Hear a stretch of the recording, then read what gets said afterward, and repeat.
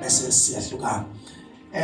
Bazana kukhona lento a crisis in our lives, in our communities, in our land, everywhere.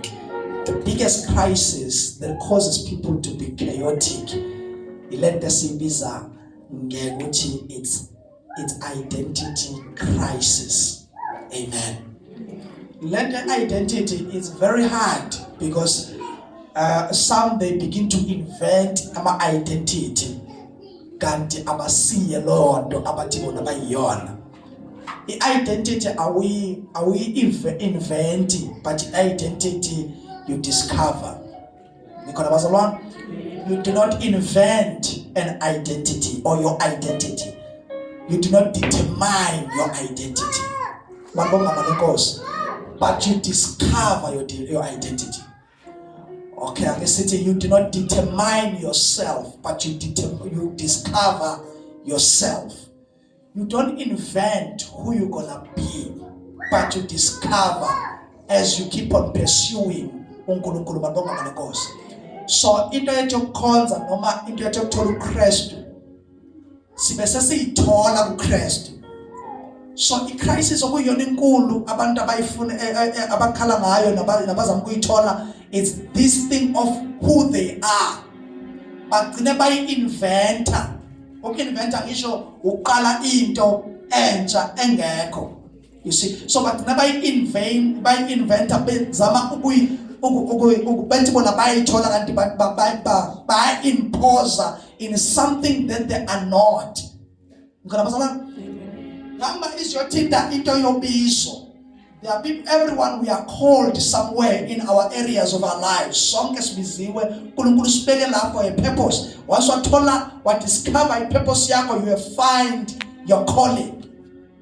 But you don't invent your purpose.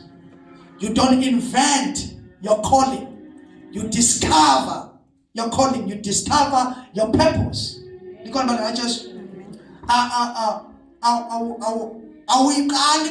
but you discover yourself as you pursue Christ. It makes you to discover a lot of things about yourself. Let your inventor yona lenza ukuthi akaqala ngithi ukuba umuntu wesilisa uba indoda angu-inventara. But it's an identity that was given by God.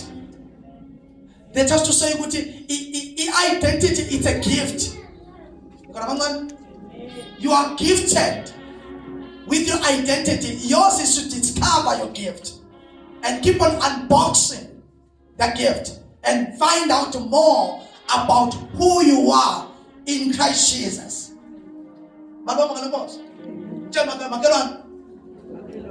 Zidiscover kuKristu. Siyayithola kuKristu. Uma sithola uKristu sibese sithola nathi kuye. Mabonga malenkosi. So now you as you discover yourself, you become effective on the original of what you are created to be. Ubese kuba effective by discovering your originality. Umuntu akabi effective outside of what he was born to be and called to be. Okay, I see Jeremiah uthi uNkulunkulu Jeremiah, I knew you before you were born. Okay? And I ordained you. Okuthi thina ngikathi sesigcoba mhlawumbe mangabe sigcobela whatsoever and then kahle sisuke sesiconfirma into wena okade wagcotshelwa yona wagcotshwa uNkulunkulu. Thina we are just confirming. We are not inventing something new. Nothing new under the sun.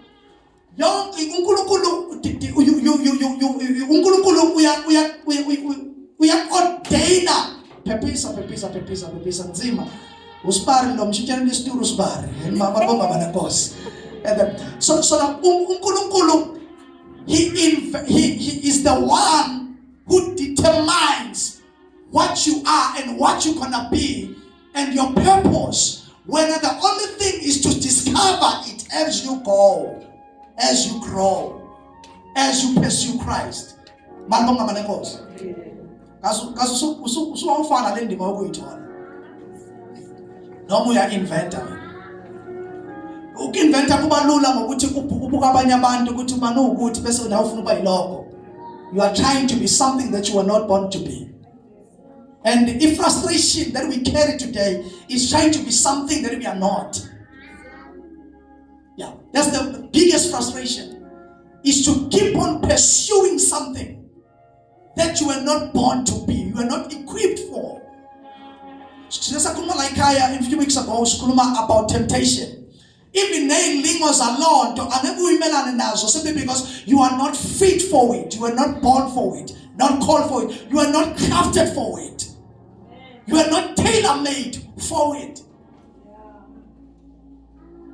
Discover yourself in Christ. Find yourself in Christ. Don't invent. Effective mawuwe. Nikola bangwana. Yakala ukuthanda impilo yabantu. Uyazi ukuthanda izinto zabantu ungayidiscover wena. Kwenza ube nomona. Of people who are excelling on who they are. Because you want to be like them. You don't want to be you. Hallelujah. Ngathi ngikhuluma nawe ngqonje namhlanje. Awubethi umfuso uzokuma nge-spirituality ejule nje no yisona spirituality lezi bazalwane. Before we were born and then we were ordained.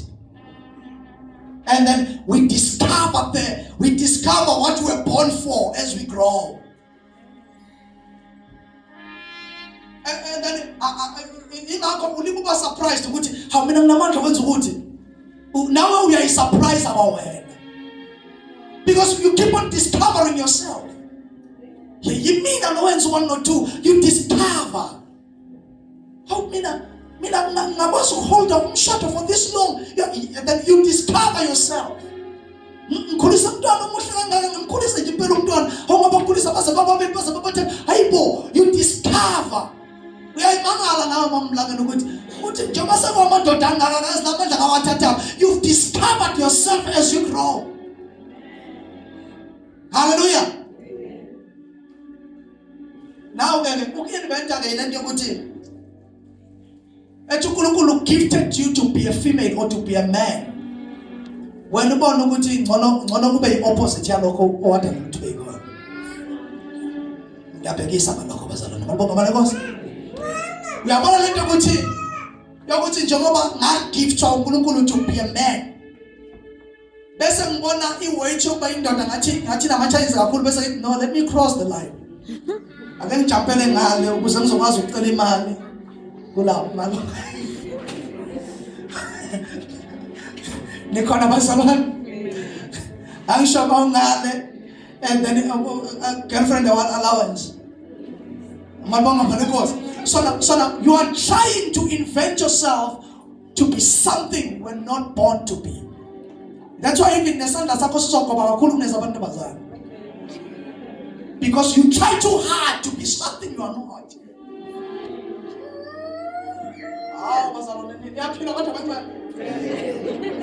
And then but if I try to be something I'm not, I will try to prove it.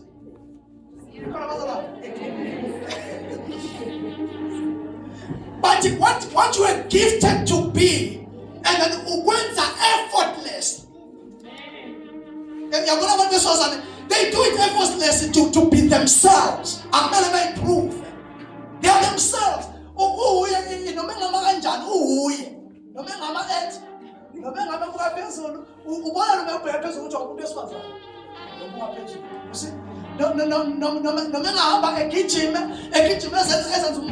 But still they are one which you do it effortlessly. You are effortlessly in what you were born to be, what you were called to be.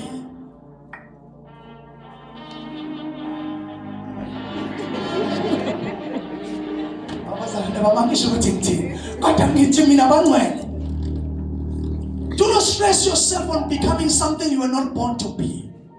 Be what you were born to be, and discover and unbox the reality of what you were born to be every living a stress-free life. Ilangana stress. You will live your life not comparing yourself, because you are not in competition with anybody else, but you are pursuing who you are.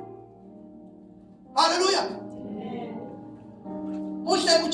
Because uma sihlangana naye usinikeza yena ephinde sinikeze thina siyithole kuye. Hallelujah. Amen. The identity crisis that we are facing, yona eyenza abantu bazame so hard to fight against realities of who they are, and then uzama lo all over the place until he comes back to God to find himself. Mase ithola siyathandaza kuNkulunkulu Nkosi mina ngidalelwe yini. What am I here for? Angikwazi ukudeploywa bese nganikezwe mandate, because uyabona njengoba what deploy from heaven, njengoba what deploy, you are released from heaven to come here, and awukwazi ukuhamba njengomuntu ongekho deployed for a purpose. Ngikhona bazalwane ukuba deployed umuntu ukuthi ngithi nje kunzima hambe eSwazini. Angikwazi ukuthi ngithi akaye eSwazini, kumele elinde ukuthi ngiyokwenzana eSwazini, and then he must find out ngiyokwenzana eSwazini. So now ukuze ahambe eSwazini with the mandate. So all of us, we are discharged and sent with a mandate. Amen. See, charged with a mandate to go there on earth, little Bible, and then occupy until I come. That's a mandate. Hallelujah. Amen. Influence until I come. Take over until I come. Be bold until I come. Stand firm until I come. Execute your vision until I come. Let the land know that you were here. Madonga manekos. Hey bazalwane bami, ayiphela njengokuthi uphile emhlabeni usingakuzwa nje. Nikhona bathula. Amen. Mase sikuzwe ukuthi ukhona. Your community must feel. Yeah, must see your footprints. Ungabu www. Section ngosuku lwakho. Sibuye emngcwabeni, that's why sengidlile kulonto. Ngosuku lwakho lomngcwabo then kuvela www. Balahlekile kabaningi. Wazalwa, wadla, wafa. Nikhona bazalwa? Ungavumi ukuba yilowo muntu ukuthi uzelwe wadla wenze njani. Wow. We've got nothing to show. You've got nothing to show. You have robbed us of your effectiveness and your power. You've robbed us of yourself. You've robbed us of your gift. You've robbed us of your anointing. You've robbed us of your influence. And no one can do what you were sent to do better than you. Amen. Umhlaba and then uyadinga. Yeah. Ungangaba umuntu obhiza emhlabeni wonke kodwa and then akembekise ngomuntu owuthisha. Umuntu owuthisha kumambuka umdelele but influence yakhe ithinta umhlaba. Because ufika fundisa ingane. Uma ekayifundisa kahle, ifundisa sona uyophila ngaso, ahambe ngaso ezayela phesheya ngaso. Uyothinta umhlaba lothisha noma engayanga yena. Kodwa through the child we release abantu abawuthinta umhlaba. Be effective. Hallelujah. Amen. Omunye unesi umuntu la ozokwazi ukuphuma ukuthi ayiphuma la eyoba effective emhlabeni simply because uphathwe uwe. Uthi ayinamandla kwenza lokho engikwenza engacishe ngafa kodwa ngasizwa usibane esibhedlela esukuthi. Now lo muntu is mhlawumbe charitable, good in giving, good in eksizeni umphakathi, good kuphi nakuphi, and already you have touched umhlaba nawe. Noma ungayanga. Abazali alazi ngikona bangcwele. Influence. Be effective. Let your hand, whatever that it finds to do it with your all might. Ungarobi. Ungayithathi kancane into kuyo. It's not by coincidence. In the secular world, la ukhona osebenza khona whatever, do not do it lightly. Be intentional. Awazakho bamnikona abantwana. Angeke sonke sine pulpit kanje shumayele. Kodwa njengoba ngishumayela la, I'm influencing you with Christ-like mandate and Christ-like mind. Mawuphuma la uyoba effective emsebenzini with Christ-like mind. Hallelujah, bazalwane.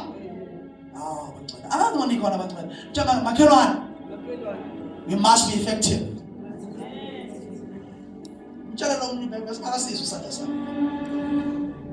Let's feel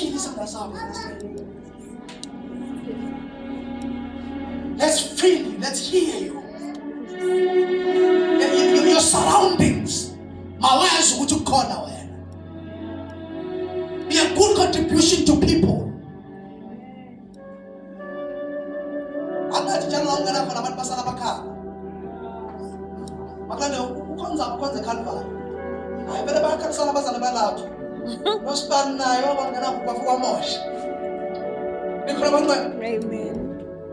But we're supposed to be an effective individual in the spaces we are at. Why? Because we are born of God. We are born with a mission. We are called for a purpose. We are called to influence. We are called to rise. Amen. Shine. Let your light shine among men. Yeah. Shine with goodness, with righteousness, with effectiveness. Shine. Hallelujah. I refuse to enter in the community and leave the community the same. And then I have to be effective. I have to find something that I can be effective about in my community. Because about 5, about 10.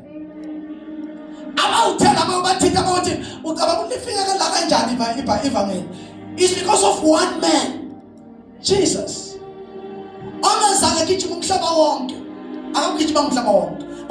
Television. This man wanted to 12. Wanted 12 enough. Bese ngibuyele ekhaya it will be enough. Lento ngiyoyitshala kubo iyosalisa umhlaba wonke. Why is the Middle East edilana namadoda awu-12? Kodwa wathi bayisabona sengisebenzile namadoda wathi I know ukuthi iyofika eAfrica lento. Lento angeke isambibeke iyojumpa ilwandle. Why? Because and then I am effective to the 12. Influence is about all over. No, it's not about being all over. It's about being effective to those that you are entrusted to and your surroundings. The message of your influence will touch many people. You must carry that aroma. You must carry that influence. You must carry that mindset of the Word of God. Hallelujah, bazalwane. Nikona kodwa ngizama ukunyakazisa bazalwane. Ngizama ukunifaka emsebenzini that you must be practical about the gospel. Uthi Jesu the one Paul no Jesu Lord be ye the doers of the word. Don't be just the hearers of it, but the doers of the word. It must be applicable. That is applicable in the land. That's actually.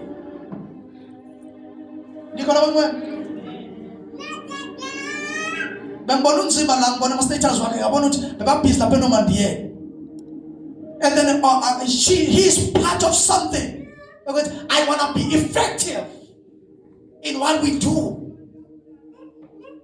Aku bakuthiwa kwenziwa lokho athi kwenziwa lokho angiyini namhlanje emsebenzini. Thola i-day off. No, I want to be effective. Masithiwa kuyothinta imindeni nami ngiyalapho. Yothinta imindeni. Yothinta imizi. Yothinta i-community. Maye sonke sifuna lento. Ikhona manje kaJesu. And the most effective thing is getting involved to people. Abantu babona ukuthi nandi. And then must come ukuthi evangeli, it must be in demonstration. Asikhulumi phela thina sicabanga amandla kuphela okuphilisa noma abantu beginqile. Demonstration is beyond uginqika kwabantu beginqizwa amandla. But demonstration is whereby we practice the gospel. Abantu bagcine belibona iBhayibheli kithi.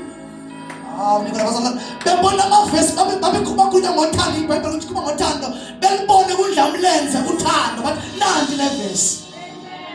Demonstration. Nanti le verse. Bakhulunywa ngobumnene bethi babebheka umama umhayisa bethi no nanti le verse until we manifest the power of the word. Now the verse. Utawukade le verse ngilifunda bengakaze ngilibone enyameni.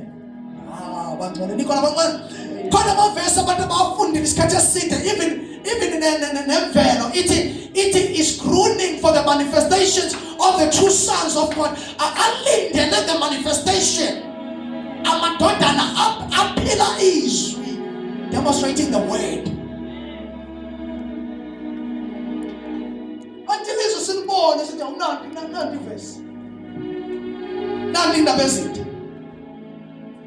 Awusesizwile ngalo bashibela ngalo kodwa bengakaze ngilibone enyameni. Phela Old Testament iyenza ukuthi kube nzima abanye bayi understand this because uma uJesu befika akafika ikhulume kuphela uthi he embodies the law and grace. Wabona ngalimithethe enyameni. Abantu bakale Nkosi. Izwe bayibona izwi lakhe kubantu. Izwi la inyama laphila kubana umanonga abantu kaJesu. And then mawufuna ukubona imithetho awubuka uJesu. Mawufuna ukubona umusa awubheka uJesu. And then he was full of truth and grace. Imibhalo sesifuna ukuyibona kuwe. Yeah. Manifest the true gospel. Manifest the truth. Manifest the word. Manifest the word of God. Manifest the issue. Sayisikhathi ukuthi libonakale. Sayisikhathi ukuthi livele. Show forth your word of God through us. Kanti livele. Manje iBhayibheli wothanda umakhelwane wakho njengoba uyithanda wena. Kwamele sidlule kuyikhulumeni lonto siya. Sifike esigabeni lapho na and then abantu babuka wena bathi hey uma ungaphila lela verse silibona kusibala. Belokuthanda umakhelwane njengoba uyithanda wena. Umalibonga ngale Nkosi. Njengoba uqobhana kangaka nomakhelwane. Uqeda ngomthuka nje ubuza la inkosi. Hayi suka. Love your neighbor as you love yourself.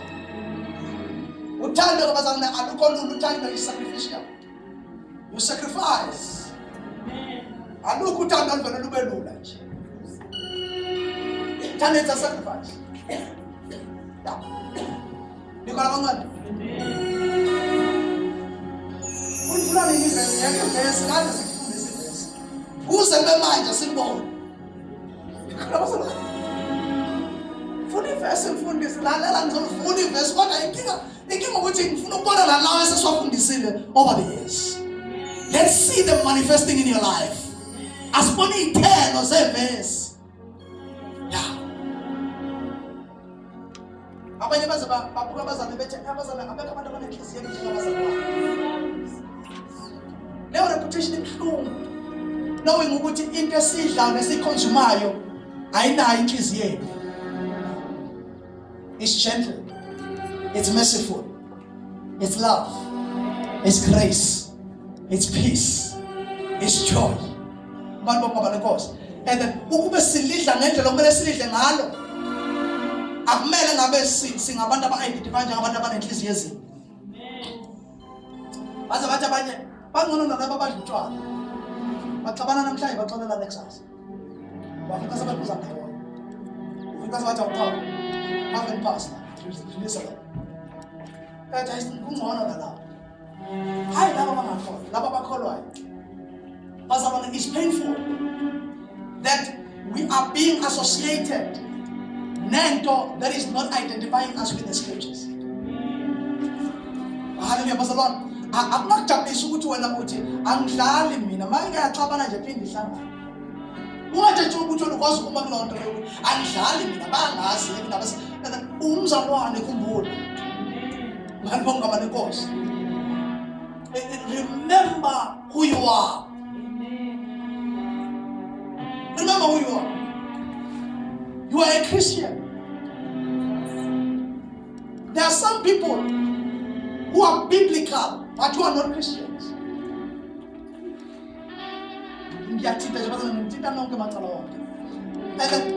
Kunabantu nzima aba biblically correct, but who are not Christians.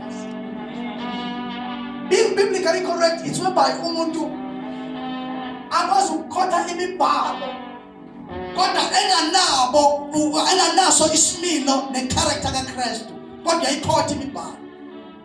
Bhala nomuntu ozothi and then it's biblically correct but he's not a Christian because we just ubuKristu buthi and then umeshana namnikeze into ikhothela ukuthi akusilizwe yizwe kodwa it's not a Christian. You are not a Christian. uKristu mayefika uyalibona lelo verse kodwa uthi lalela mayeshana lamnikeleza sinisihlathi hawa angabona impela mabele nyongo nikhona bantwana angabona impela mabele nyongo akenziwa njalo phela. But we just ufundisa something that is very contrary to ego yakho nokuyiprova kwakho. He speaks of love and meekness, nokuzehlisa and humbleness. Which Jesus is not teaching you to puff yourself up, but he's teaching you and then to consider other people more than you consider yourself. It's the character of the gospel, the character of Christ. The Bible uba biblical correct ukuthi and then izinyo aspeaking ukhoteswe. You are biblically correct but you are not a Christian by participating in doing that. Ngoba uJesu uthi ningaphindisela obubi.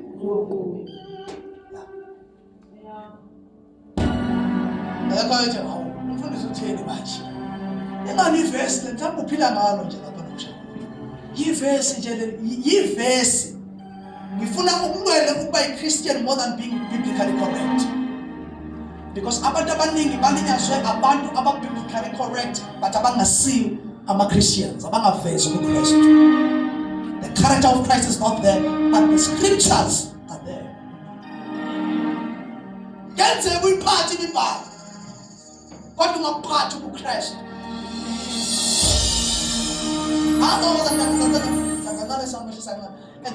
Angifuni nilahleke bantu.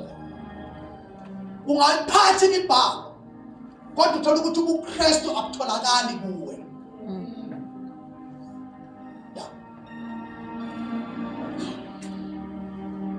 Yilo umuntu othanda njalo to play around ama scriptures lawa amnikeza into ye vengeance. Izinyo ngezinyo ufuna ukuzenzela ufuna ukuyibambela ngoba nani lithi verse azavula amavesi isidelele siyashaya ngathi yes ikhona lelo verse isidelele sinjani siyashaya kodwa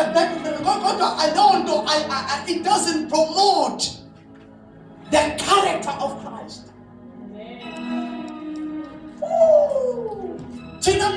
lona i-Old Testament asiyibuki in view of law, but siyibuka through the lenses of Christ. Yeah. See, bang the Old Testament and then see accept as the true law. God does see better through the lenses of what Christ is saying. Christ to elevate in my characters. Because as Uba aligned with the law, soon be aligned with Christ. Yeah. As once we see balance ngomthetho, God does not balance on Christ to only fulfillment of it. Bazana bangihamba ngahayake egrade la. Nikona bangani? Ngifisa ukuthi sithi siyibamba into kaKristu and then imithetho siyibuka kuKristu ngoKristu. Singayibuki imithetho in isolation from Christ Jesus.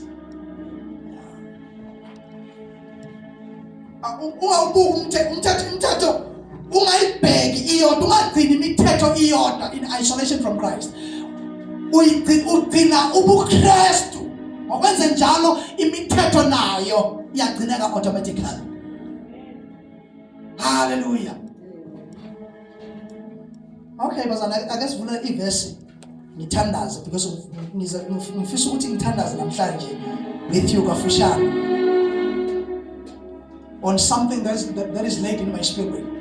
This is what I was laid in my spirit so hard. So when I was preparing, and then this was laid in my spirit. Tell me Genesis chapter 26. Genesis 26.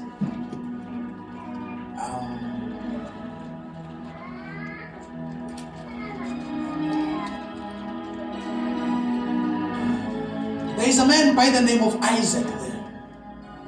Isaac, indodana yesethembiso.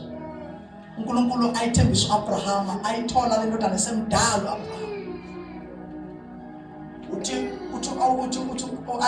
Isaac mayesetholiwe kuba nama events empilweni yakhe that shows ukuthi this man is peculiar and is blessed and is different. One of the things ezenzakalayo lena sizoyifunda la, kunendlala and then ezweni indlala enkulu kulesikhathi esiphila kusona, and then indlala leyesibili ever since Abraham, indlala leyesibili kule ndlala le ababhekene nayo, and then uIsaac uze ucabanga nokushiya izwe akawelele eGibhithe endaweni ongathi kungconywana ngakhona ezothi ukuzothola ngakhona ukudla.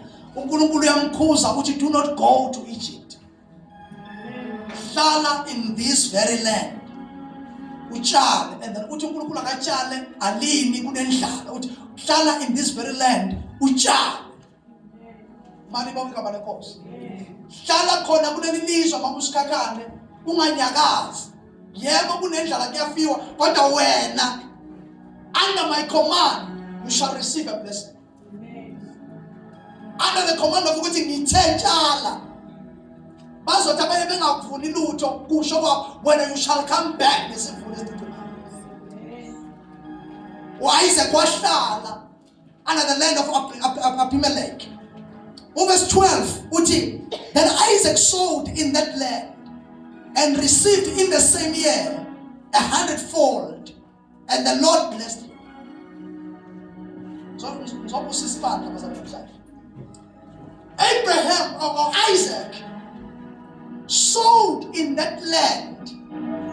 He received the same year 100-fold, and the Lord blessed him. Leyo ndawo yendlala. Nikona mama. And then noma safuna mama, it's okay.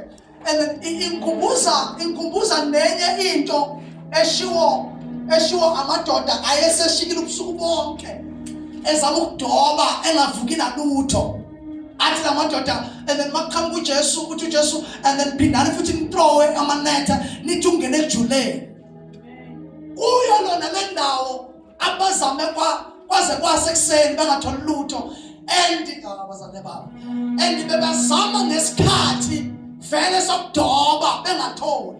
uJesu mayefika ekuseni akusasisi isikhathi sokudoba leso. Lesikhathi afika ngaso isikhathi sokuthi inhlanzi ayisatholakali sezikude. Uthi uJesu mayefika uthi at this time fakana amanetha amaphotha futhi again. And then ithi leli indoda lalela Jesu and then sishikile ubusuku bonke kodwa at your saying we will throw it again. And ngesikhathi sendlala besibazamile ukutshala abanye but at your saying Lord I will plant again. Hallelujah. Bible lithi on the same year wa receive on the same year wa receive 100-fold of a blessing and fruits. The Bible, the Lord bless you because uNkulunkulu akubusisi ngoba economy yekhandi. uNkulunkulu mayethi you are blessed indeed regardless of the economy of the country. Hallelujah. Verse 13 uthi and the man waxed great and went forward and grew until it became very great. Isaac no. To Isaac wakhula ngamandla. Waze wangazibeka omkhulu esikhathi sendlala. Hawu bazane bami nikhona kodwa bacela. Kodwa engingayibona mina uNkulunkulu ayenza. And then ngesikhathi se-COVID. Kwathi kwisikhathi sokuthi izinto ziyashabalala. Kwakhona abantu uNkulunkulu abaqhumisayo ngesikhathi se-COVID baqhuma from lapho kuzobe manje. Bazane bami ngesikhathi se-COVID kunama-ministry avalwa. Sesikhuluma ngama-ministry. Kunama-ministry avalwa and then angaphinda vuka. Kwaphela ngawo. Kodwa ngesikhathi se-COVID futhi kunama-ministry aqalwa. Aqhuma ngesikhathi okuthiwa isikhathi se-trouble. Aqhuma kuzobe namhlanje they are rising higher. Awubabonga balekosi. Kunamadoda kaNkulunkulu namhlanje siwazi umhlaba wonke esasingawazi before COVID. Kodwa ngesikhathi se-COVID uNkulunkulu wawabusisa ngesikhathi lapho khona izinto zithi they are against the growth of the church and the growth of an anointing and the aqhuma as umhlaba wonke. Kunamabhizinisi aqhuma ngesikhathi se-COVID. Kuze namhlanje they never went down because uNkulunkulu abusisa akabheki condition. Bazane bami izwi lakhe liba i-condition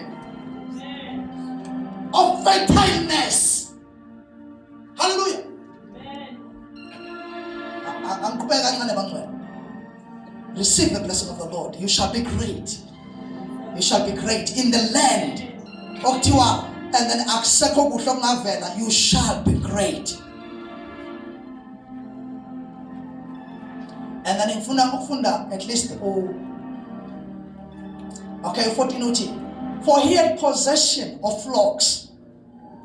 Into okumele yazi ukuthi mangabe kunendlala ezweni inkomo ziyafa. Yes, ziyafa. Imfuyo nje ayikwazi ukusurvive. Iyafa. Yaqatha. And then ekhaya bayamfuna mhlambe is 2 years back or 3 years back.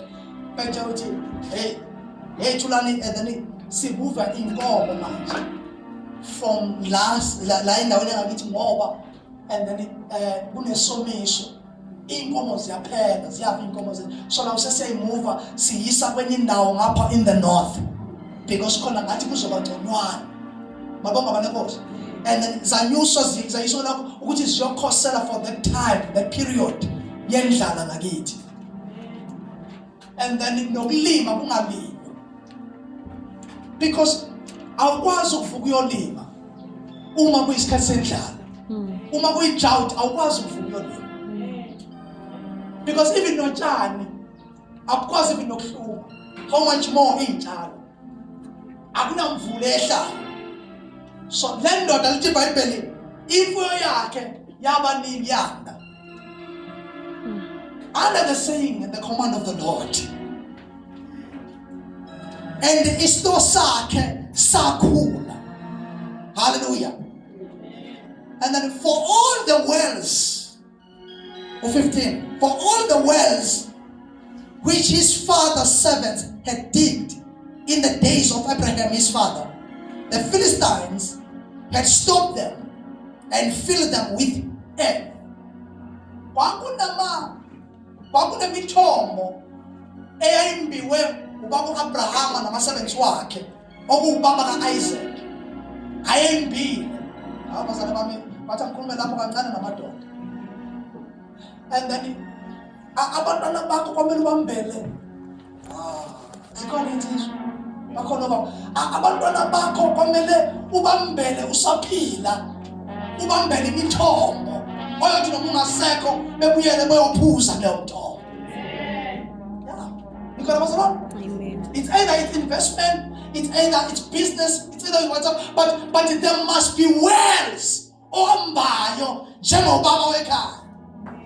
La khona uyothi noma ungasekho kodwa abantwana bakho bekwazi ukubuyela beyogubha kuleyo mithombo kuphuma amanzi.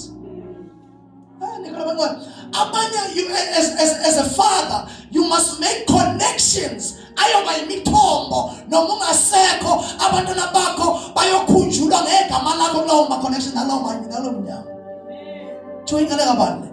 Ngana umntombi ayo wozala. Ingane igubha imithombo, iphatha imithombo eyavula ubaba wakhe saphila okungama connections akusiyona mama i-connection. Reality because there are people abavele iminyango namhlanje simply because of igama labazali babo. Igama labazali babo lenza ukuthi izinto zabo zibe shattered. Awuqhamuka lo uyawuthinga la abantu ayina ngasibona ukuthi we. Feli izono zikayisi.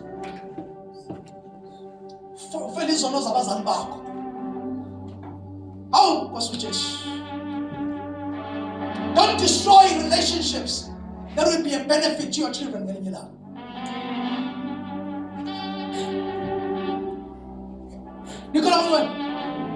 Never destroy relationships.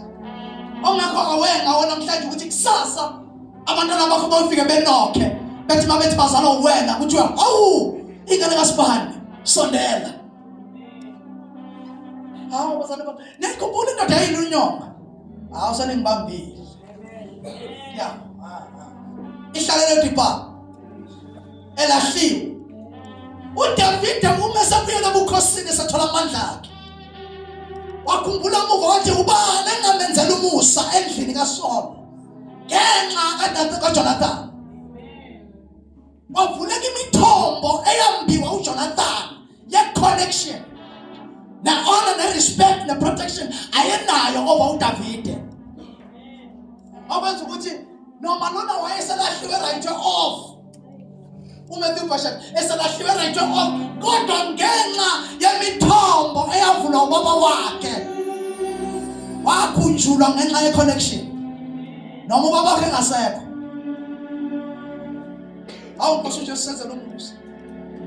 Noma kuthiwa kasibanga nemali engako noma kuthiwa sikwazama ukwenza ama-investments amakhulu kodwa engathi we can invest in right relationships that will be a blessing to our children tomorrow. Ingane zami zingasafari ngenxa yobuxhwanguxhwangu babo.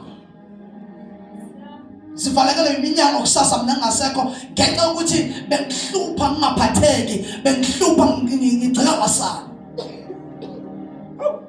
Nikhona mntwana. Mtshela makhelwane. Ungalimazi isizukulwane sakho. Build imithombo.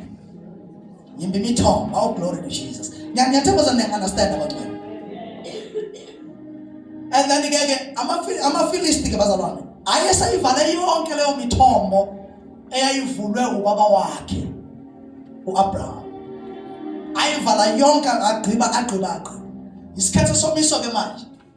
This man go around wabuyela kuleyo mithombo. Bathi ngiyakhumbula ubaba wakho imithombo. Kaza abantwana bakho bawukhumbulana. Yeah. Kuthi ngiyakhumbula uma wami and then why not kuhle kwi-department ngathi sesebenza khona. Ake ngihambe ngiyozama. ngibone ukuthi mhlambe is there anyone ongangenzela umusa ngenxa kamama. Ngenxa kamama. And then wahamba wabuyela kuleyo mithombo ngoba seyisikhathi se-desperation. Isikhathi se-desperation calls for extra measures. And then he went back waya kuleyo mithombo wagubha. Mayegubha waqhaphuka amanzi. Because lalela bazalwane bami.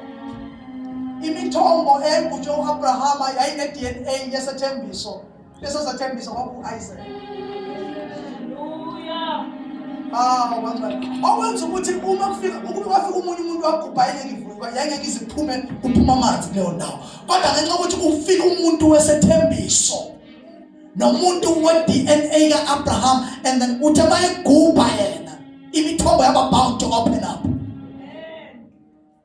Uyabona laphana uyothi noma ungasekho wena kodwa abantwana bakho bathi babefika bephethe i-DNA yakho ukuthi ngiyingane kaSibani.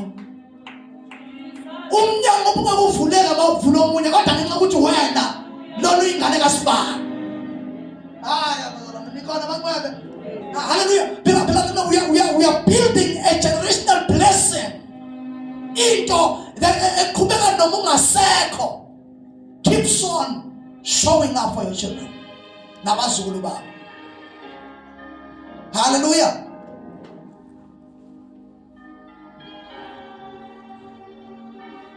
Wabuyela wayivula imithombo yavuleka yakhipha amanzi.Thi bayibona ukuthi namuhla babebona usevulile kuphuma amanzi bagijima bamxosha kulowo mthombo. And then wabaleka futhi wangalwa wamuva wavula eminye because wayeyazi imithombo yayivulwe umzali wakhe. Bantwana ngiyacela ukuthi ningahlehli kakhulu kubazali. Ngahlehli kakhulu sondela ukuze wazi ukuthi umama wakho ubaphi. Yes. Ungafi ubulawa indlala ngenxa yokuthi awazi ukuthi ukuphi lapho umama akakhupha khona ama-wells khona. Ubaba wakho akhupha ama-wells la. Ngizama ukugijima bazalwane ukuze sivane masinyane. Okay, walibegubhe imithombo and then bevala, egubha omunye umthombo bewuvale, ephinde egubha omunye bewuvale until verse number 22. Okay, I start verse number 21. Khona chapter 26 bazalwane of Genesis. And they digged another well. Acha ukuthi gujo. Njengoba sese 21 manje, and then sebagubha omunye manje. And strove for that also. With Baba Luisa for long tombo also. And he called the name of it Sidna. Ngicela umfundele lapho mama. Benga omunye umthombo. Babikisana nangawo.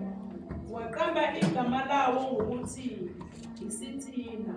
Malonga mana Nkosi. Verse 22 uthi, and he removed from that because ukhona ezinye izinto okumele uyi-remove ekusona.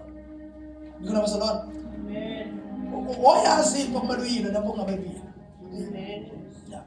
Ungayili impi and then engeke kusize ngalutho. Sometimes to walk away it's also wisdom. Amen. Yeah.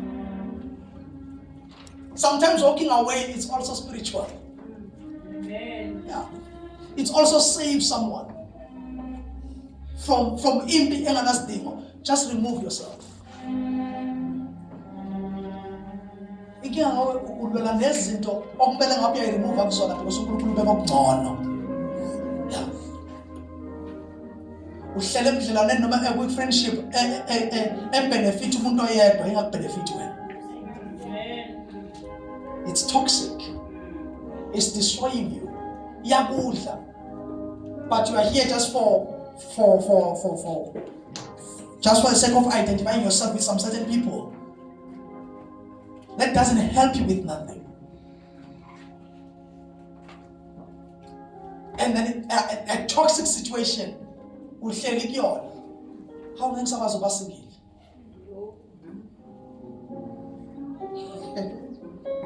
Pero may isang titiyawan ang koga man dyan. Uyijudge ngisakhuluma ngayo vese ngavele ngabuya kuwena fast ngabuya.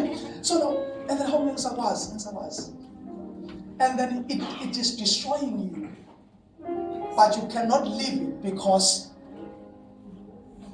you are afraid of being alone. Being alone is also a blessing. Hallelujah. You are afraid of ukuthi ngeke usakwazi ukuthola imali yelokhunja yengane. Esho suka bese ngasayikhipha imali yengane. But niyohlala nalo 500 rand. Ngiphila kabuhlungu kuyoze kube. Sometimes isibusiso esinye siza ngokuyi-remove from toxic situations. Remove yourself. Mtshela makalani. Remove yourself. Bazana kwesisikhathi lento ukuthi zinyawo ngibelethe iyisibusiso. Zinyawo ngibelethe. Niyamkhumbula lo baba lo uJoseph wenzani naye? Yeah. Ehlala endaweni enhle right, ephila kamnandi. Kodwa endane leyanto ayingadinga ukuthandazela. Asinto bazithi umthandazo. Sidinga ukuthi babelesana ijazi alisana. Amen. Bathi nje zinyawo ngenza njani? It's a blessing. Hey, wena manje sibusiso usikade endaweni eyodwa.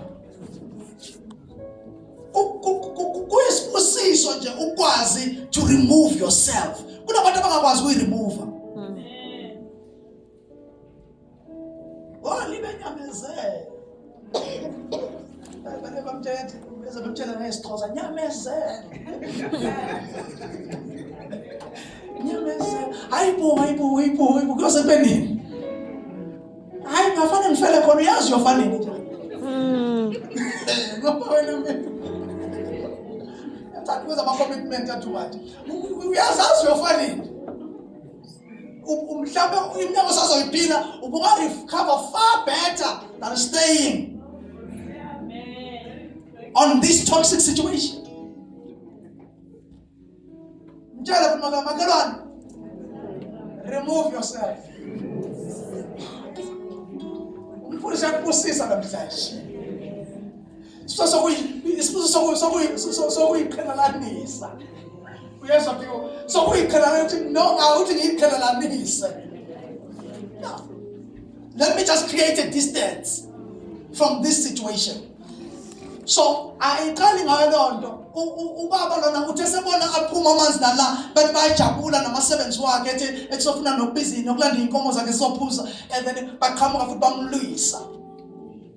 Decided to remove himself. Akusiyo yonke into elwelwayo. Ezinye izimba zinaso isixoxo washo njalo baphumula. Ungayilwi impi enganasixoxo.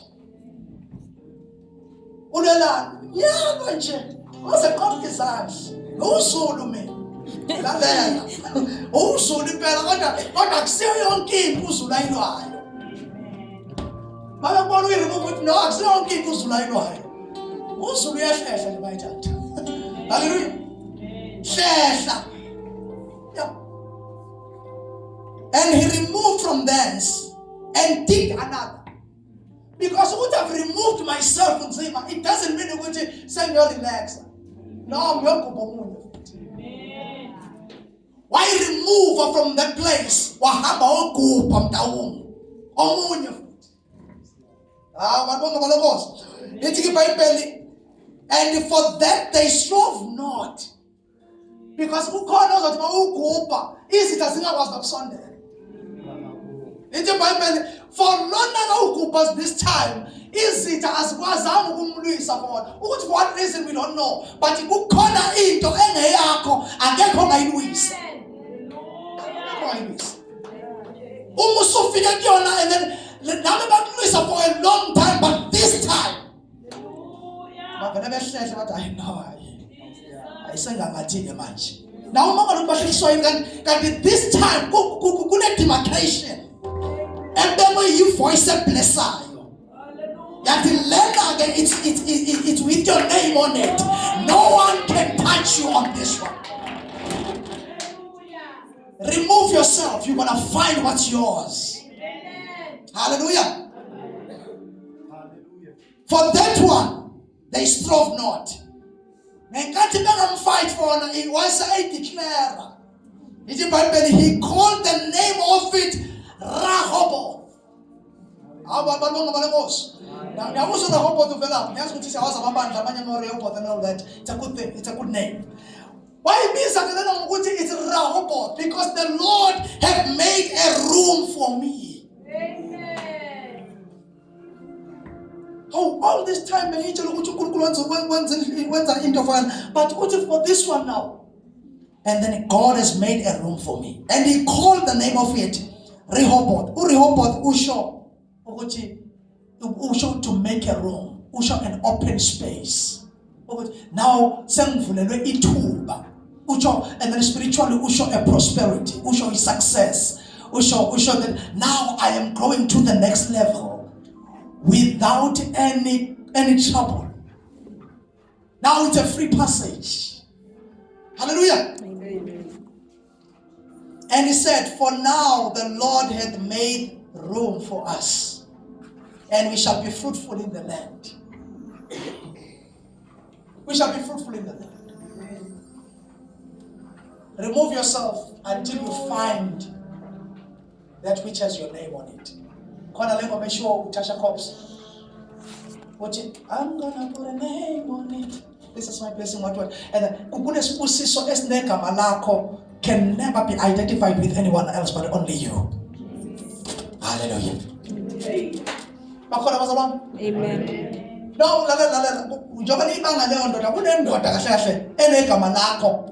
with your name on it.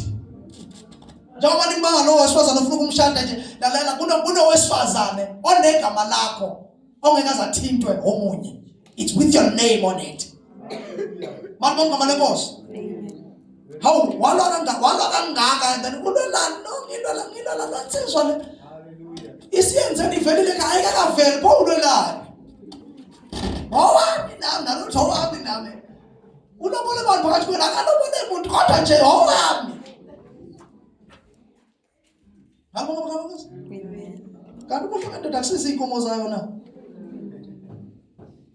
yeah. There is something that is yours. Amen.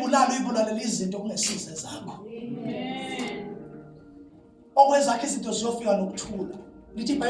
blessing of the Lord adds no sorrow. With peace of mind. With joy. And then you must be careful. That's not yours. Because the Lord is going to make a room for you. And in that place will multiply and be fruitful. Amen. Who alone?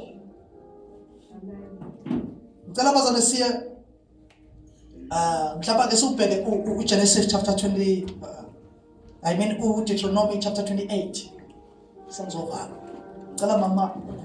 from verse 1. It's at the saying of the Lord Jehovah, lo baba ahleli la ezenzelwa iroom ngalendlela nespace in the land. It's because uNkulunkulu wathi ungasuki la. Ngizokubusisa khona la. Kule ndawo ebukeka ngathi ayinasibuso, ungasuki ngizokubusisa kuyo le ndawo. You will be successful. Amen. Yes, you will be successful. Kulo la lelizwe South Africa wathi economy iya crash and then ungasuki la. You will be blessed right there. Don't forget about it. Yes. Verse 1 man.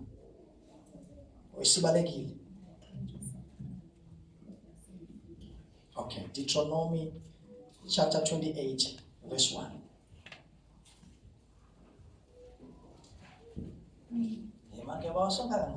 Isihloko bazalwane sithi izibusiso neziqalekiso. Verse number 1.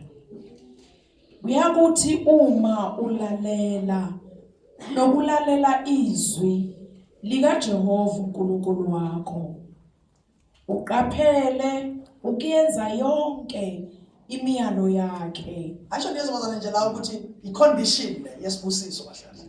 Uma uzwa ulalela nokulalela uqaphela wenza futhi nemiyalo yakhe. Yes mama. Uqaphele ukuyenza yonke imiyalo yakhe engikuyala ngayo namuhla. Yes. uJehova uNkulunkulu wakho akuphakamise phezukwazo zonke izizwe zomhlaba. Uyezwa ukuthi lento yokulalela nokulalela nokuliqaphela izwi kaNkulunkulu nemiyalo yakhe kuza ne-promotion yokuthi uphakanyiswe. Yes. Zonke lezi zibusiso ziyakufika phezkwakho. Zikufice uma ulilalela izwi likaJehova uNkulunkulu wakho. Yonke lento yenzeka ngenxa yokuthi unjani uyalalela izwi likaJehova uNkulunkulu wakho. Lezi ibusiso ziyeza. This is not just into that imethe engasebenzi, imethe esebenzayo. Sasukubona mama. And then imethe esebenzayo lento abazama ukuthi uma ulalela nokulalela lezi ibusiso zenze njani? Ziyeza, they are coming. And this is zizokufika. Masiqeda ukufika bese zenze njani? They will overtake you. Ngendlela ukulalela izwi kaNkulunkulu kune speaking akhona. When is possible a speed coming to your life in a way that siza sikudlule. Hallelujah. Yes, verse number 3. Uyakubusiswa emzini, ubusiswe nasensimini. Lalela uyobusiswa ekhaya, ubusiswe eNewcastle, ubusiswe nabo konke okuthintayo, you will be blessed. Iyakubusiswa inzalo yesisu sakho. Kanti nabantwana bakho isizukulwane sakho naso siyokwenza njani bazalwane? Ungakhathazeki ngenxa ukuthi ulalele nokulalela nabantwana bakho baphuma ne-DNA yesibusiso. Nezithelo zomhlaba wakho, nenzalo yezilwane zakho, nesanda sezinkomo zakho, namazinyane ezimvu zakho. Ngiyakubusiswa iqoma lakho nomkhombe wakho wokuxova isinkwa. Yo, niyazwaza ukuthi njani? Yonke angisho uyazi emphasis zakho, yakho, kwakho. This is an emphasis that says yonke into that belongs to you. Even now uqovela khona isi. Nicola bonke. Yonke into that is under your name, it shall be blessed. Lokubala nje lokhu sekuyasefanele kuyabala kahle kahle uqonda ukuthi noma yini ebizwa ngegama lakho iyobusiswa. Why? Because ulalele nokulalela izwi. Qhubeka mama. Receive the blessing of the Lord. Uyakubusiswa ekungeneni kwakho, ubusiswe nasekuphumeni kwakho. La ungena khona uyabusiswa, mawuphuma futhi uyabusiswa, ubusungena ubusuphuma. uJehova uyokwenza ukuba izitha zakho ezikuvukelayo zibulawe phambi kwakho. Even nabantu abahlala itulo ngawe bayofa bebulawa phambi kwakho ubhekile. Ababathi kuzongena wena kulomgodi kuyongena bona. Ababathi bathakatha wena yibona ababulawa yinto abathakatha ngayo. Hallelujah. Hallelujah. Your enemies will crumble before you. Yes, ma'am. Ziyakukuhlasela ngandlelanye. How? Zikubalekele ngezindlela eziyisikhombisa. Izitha zakho ziyoza zi-united ziza kuwe ngendlela eyodwa kodwa ziyohlehla nyovana ngendlela eziyisikhombisa zibaleka because you are the blessed one of the Lord. Ngililalela nokulalela izwi. That's why ngidlala ama-benefits. Yes, Oh Jesus. Ela baba bakho shade.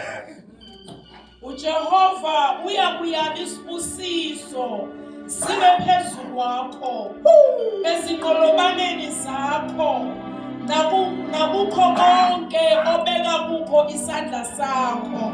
Hallelujah. Now bazana uJehova akazukhuluma nje isibusiso kuphela kodwa uzosicommand isibusiso. Ike commandiwe into ethi it's a must to happen. It's a must to happen. Uyakuyalela isibusiso, he will command and blessing. Akayikhuluma nje but he is commanding.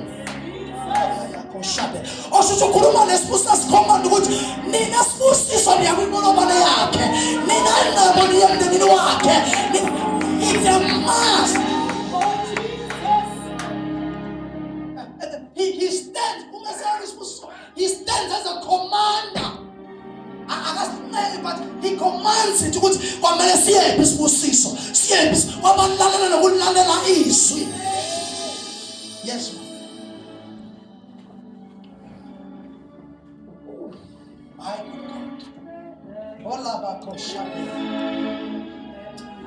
Jehova uyakuyala isibusiso sibe phezu kwakho ezinqolobaneni zakho. Yes. Nakukho konke obeka kukho isandla. La ubeka khona isandla kuyabusiseka.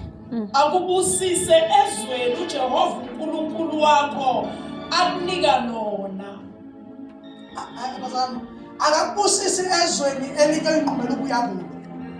But kuleli okuthiwa izwe elinzima kunzima ukudrive khona kuleli lizwe athe hlala la uthi ngiyakubusisa nesandla sakho la ubeka khona ngiyobusisa. That's why uma unabantwana isandla sakho masingaphezulu ukuhlala phezu kwabantwana bakho, because isandla sakho la usibeka khona ngiyabusiseka. Wonke ubabeka abantwana bakho izandla nje ubathandazela uthi ngiyabusisa noma sathana ukuthi ngiyabusisa ngegama lika Jesu.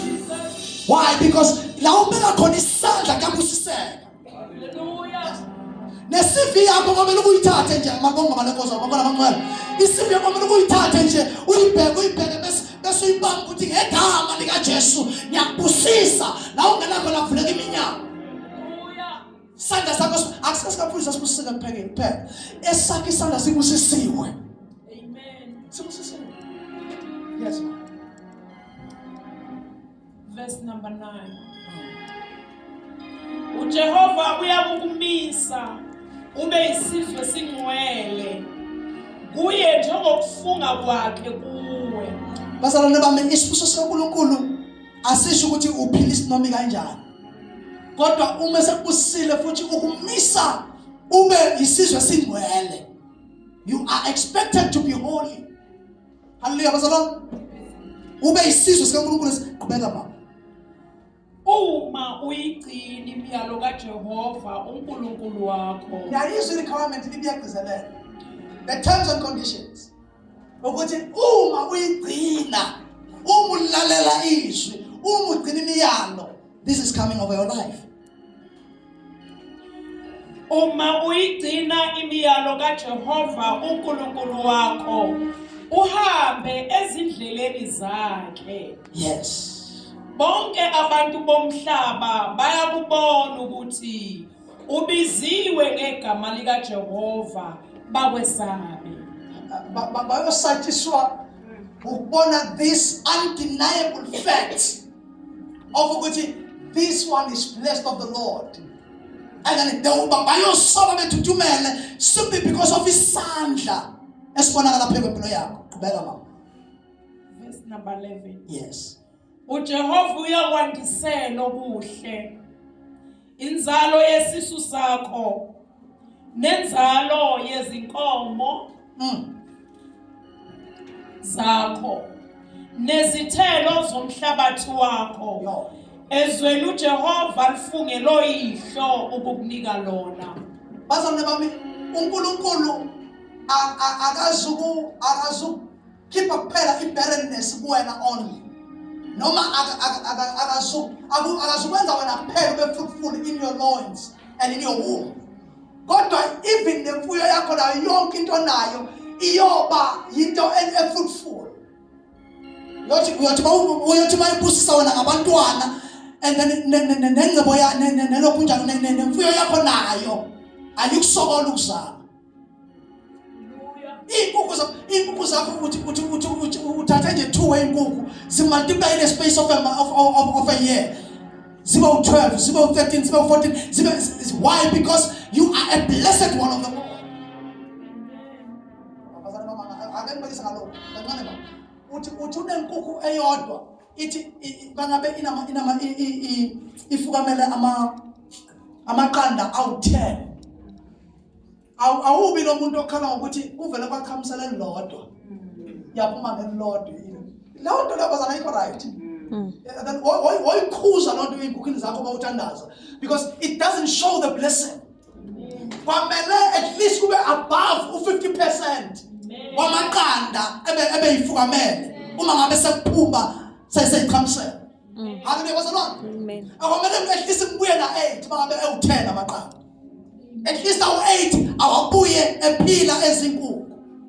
And then makukhona fire akufa noma elilodwa noma amabili kodwa at least sengisele na 6 ezokhula zimultiply. That's the blessing of the Lord. Hallelujah.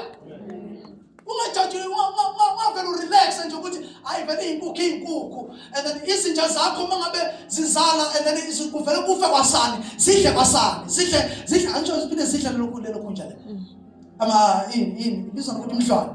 And then so ungajaji ukuthi zivele zidle kwamihlane ziyiqede. No. Because you're supposed to see the blessing of the Lord from yourself kuya kwinto onawuwe.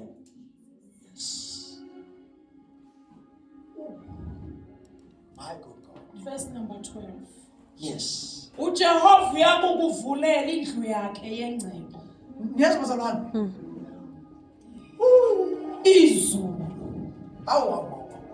Bazalwane kusho ukuthi kukhona indlu yengcebo uNkulunkulu anayo nje.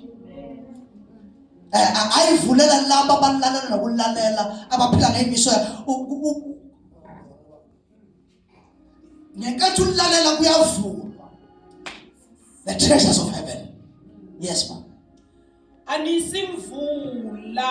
Yes. Yezwe lakho ngesikhathi sayo.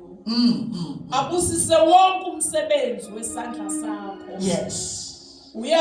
Uyakutsheleka izizwe eziningi. Kepha ungatshelekisi lutho kuzo. Bazalwane bami. Uyayibona lento ukuthi kube yithina esihamba siyoboleka kubantu bezwe. Ngicela bazalwane nempilo lapha basho uzishiyele ekhadi lapha lelokunja lapha. And then we need to pray against that demon. It's not our portion. Ukuthi thina sisoshiya amakhadi wethu welokunja ubani usasa noma usasa ubani usasa. And then uthola ukuthi ikhadi labantwana selihleli lapha. Ikhadi likagogo selihleli lapha kulowo muntu lo ngakhona. iBhayibheli lithi kahle nzima kwamele izizwe sisekithi ukusontsheleka imali. Amen. Hallelujah. Amen. Ayakwazi ukuboleka kanjani inkholo? No, lithi iBhayibheli izizwe masigobhoza sisekithi nazizoboleka. Amen. Not vice versa. Amen. Hallelujah. Kubeka baba. Verse number 13. Landi khadi njalo. uJehova uyakukwenza ube inhloko. Yes. Ungabe umsila. Yeah. Woba phezulu kuphela. Uyoba kuphi bazalwane? Phezulu. On top kuphela. Bazalwane ukuthi mina izwi liphinde nifunde bese nigcina sama. Uyabona akadini nje ngokuthi uyoba phezulu, uthi uyoba phezulu kuphela. Also, that's your position. That's your permanent position to stay on top. You'll be the leader. You'll be the head. You'll never be the tail. Kuphela, you belong to lead. Hallelujah. Amen. I know mina phela ngumuntu ophansi. Sithi siphansi kodwa sibe si on top. Mama muchurch, sithi siphansi but positionally inkosi sibeke on top. Amen. Ibikrumora. Hallelujah. Akana bazalwane. Ikhumela kubazalwane. On top. Hallelujah. So nakanjalo nabangcwele abahlali ngaphansi but always in position yabo. Phezulu. Phakama Calvary, phakama mntu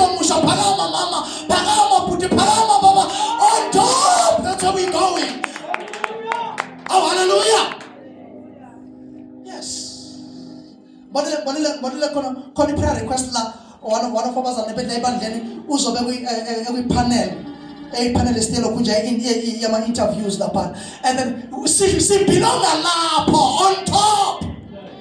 Hallelujah. Sizomkhulekela manje, and then we belong to the positions. We belong to sibelong endaweni engcono. Nikhona bangcwele? Njalo makhelwane akusiwa phansi. Because I'm phezulu. Because I'm belong baba phansi. Nikhona ibandla. I'm belong baba phansi, sengibelonga phezulu ngoba ngibelonga kuyo phezulu konke, umnini mandla wonke. I belong on top, rise. I belong on top. Yes, ma'am. Sesiyovala manje. Sibusisa ibandla. La khona. Ngoba phezulu kuphela. Ungabi ngaphansi. Yes. Uma uyilalela imiyalo kaJehova.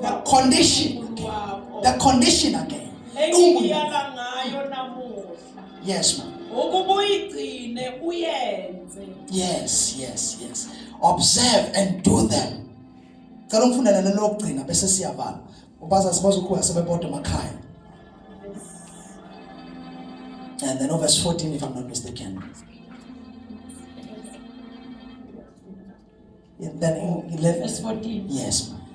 Nalapho ungaphambuki nakulo elilodwa lamazwi engikuyala ngawo namuhla, ngakwesobunene noma ngakwesokhohlo, ukulandela abanye uNkulunkulu ukububakhonze.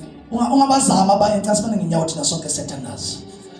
Mama okugcina umfundelo 15. Lisamile ibandla kanjani? Ungabakhonza abanye uNkulunkulu. Verse number 15. Ingcebo yakho ikulo uNkulunkulu omkhonzayo lo. The great God, the great Jehovah.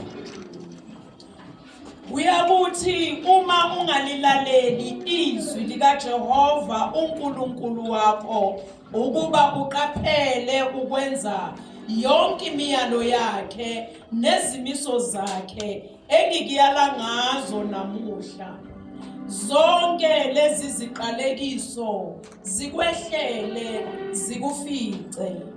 Uyabona ukuthi uma ungalilaleli izwi kwenzakala lento yokuthi isibusiso sangisho mangabe ulilalela izwi siyakufica siphinde sikwehlele sikufice siphinde sikudlule sikovertake. Kanjalo ba ungalilaleli i-curse iyakufica iphinde ikovertake. Now choose namhlanje ukuthi ufuna ini. Oh yes. You choose to listen. I choose the blessing. If you choose the blessing now, that means that I choose to listen to the word of the Lord. Ngilalele nokulalela ngikholwe ngilamukele njengoba linjalo and do his commands. Then guaranteed sure the blessing of the Lord is coming upon my life. We are closing our eyes, all of us.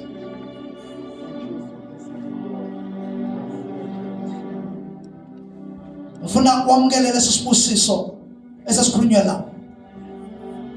Ngokukholwa ukhuluma noNkulunkulu wakho right now, Moya Ongcwele right now ukuthi Moya Ongcwele ngizokulalela nokulalela izwi lakho. I will live and abide by your word and your word alone. I want to eat the benevolence of your word. Zonke ibuso ikhumbulayo ezizwe esiyibalile uyiclaim upon your life and say them. This is a command. This is a commanded blessing. This is a commanded blessing to those who follow Christ. It's a commanded blessing. Open your mouth where you are. Open your mouth where you are. You'll never be beneath but on top. You'll never ever be a tail but you will be the head.